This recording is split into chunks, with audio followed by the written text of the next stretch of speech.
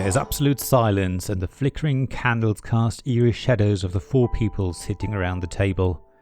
Everyone has one hand on the table and moves their gaze from face to face, trying to lock onto the thoughts that waft through the other person's mind.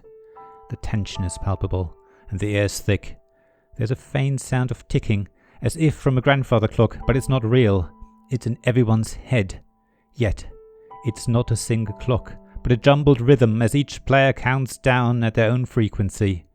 Then, slowly, everyone withdraws their hand and the game begins. It's time to get into sync as the game of The Mind Extreme by Nürnberger-Spielkarten-Verlag begins.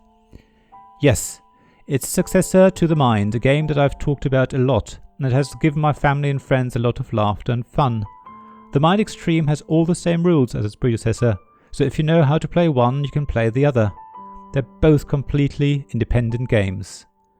The Mind Extreme has a few extras though, as the title suggests. Now you have 2 decks of numbered cards, each going from 1 to 50. So there are still 100 cards in total, but split between a deck of white cards and a deck of red cards. Your aim as a group is to play all the white cards that have been dealt out amongst the players in ascending order. The red cards work very much the same, except that you have to play them in descending order, which means from 50 downwards.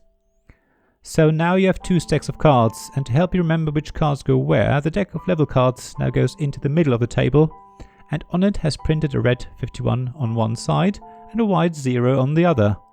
So it's easy to know where to play your cards, irrespective of where you sit around the table. Already you have an interesting twist.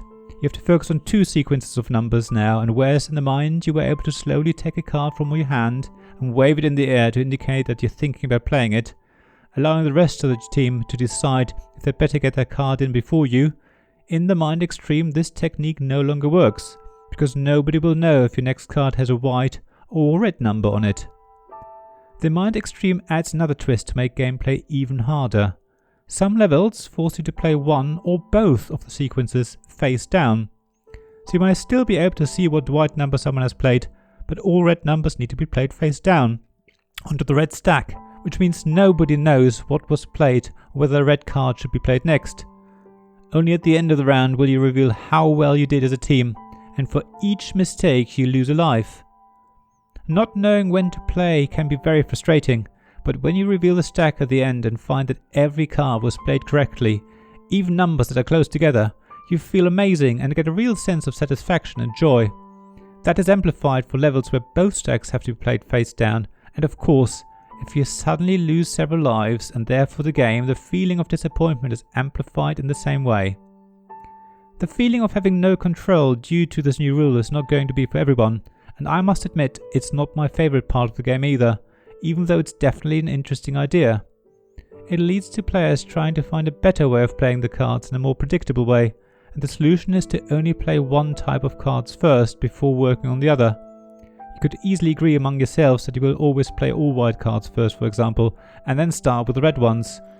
The rules forbid this behaviour, but I really don't know how you could enforce it. In fact, there's nothing in the rules that indicates any penalty for finishing one stack of cards before starting the other. After all, early in the game of the Mind Extreme, when players only have 1 or 2 cards in their hands, they could easily all be of one colour. It is really up to the group to follow this rule and mix things up. Yet, it's this rule that annoys me a lot. I can see that it is needed, because if everyone plays one colour first, and then the other, you're really just playing the mind, be it that you play 2 rounds of the mind, one after the other, on the same level. However, there's no way of enforcing it, let alone any penalty. Overall, the Mind Extreme feels like hard work. You have to remember to look at the level card to check when you have to play cards face down and which ones. You also have to focus on 2 number sequences at once, which feels more draining. The Mind Extreme has turned that brilliant game that is the mind into a lot less fun and a lot more work without providing sufficiently bigger rewards. So if I had to choose between the 2 games, the mind would get my vote every time. It is just so much lighter and therefore so much more fun than the Mind Extreme. Of course, if the mind had never existed and the Mind Extreme was the only option, I would still play it happily. Thank you for listening to this Tabletop Games blog review. There's also a written version of it on my blog, links in the description of this podcast. There you'll also find links to my Ko-fi and Patreon pages if you want to support me financially. Please also like this podcast and subscribe to it. Leave some stars if you're an Apple Podcast. Everything would be really welcome. And review it if you can as well. Other than that, tell your friends about it. And generally, I hope you join me again for another episode of Tabletop Games Blog Review. Thanks for listening and bye.